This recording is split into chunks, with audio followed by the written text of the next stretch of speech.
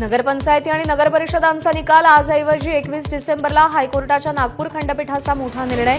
नियमांचा चुकीचा अर्थ लावला जातोय, मुख्यमंत्र्यांकडून चिंता, विरोधकांचाही संताप।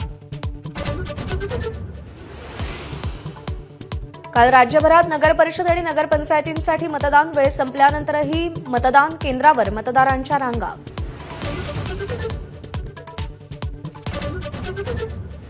राज्यभरात मतदानाला अनेक ठिकाणी गालबोट, मतदान केंद्राबाहेर मोठा राडा, बोगस मतदानाच्या आरोपांवरून महाड रोह्यात कार्यकर्ते भिडले।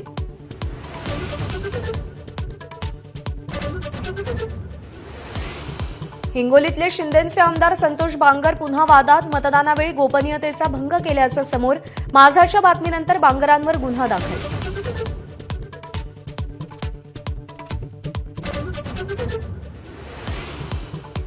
मुंबई महापालिकेच्या प्रारूप मतदार यादीवर हरकती घेण्याची आज अंतिम तारीख, मात्र दुबार मतदारांची संख्या अधिक असल्यानं मुदत वाढवण्याची ठाकरे सेनेची मागणी।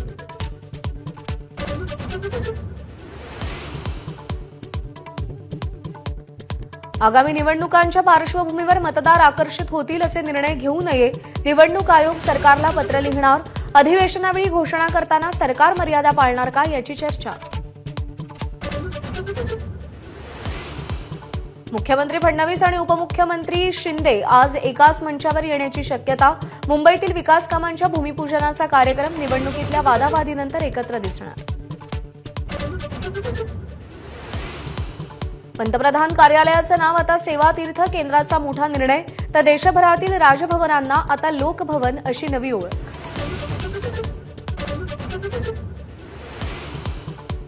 देशभरात डिजिटल अरेस्टच्या प्रकरणांमध्ये वाढ, सर्वोच्च न्यायालयाकडून सु मोटो दाखल, तपास करण्याचे कोर्टाचे सीबीआयला आदेश।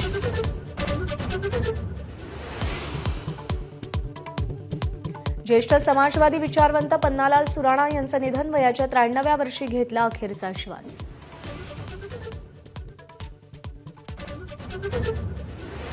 रायपूरच्या मैदानावर आज दक्षिण आफ्रिकेविरुद्ध दुसरा वनडे सामना, टीम इंडियाचा मालिका विजयाचा प्रयत्न असेल। पहिल्या वनडेत टीम इंडियाचा 17 धावांनी विजय।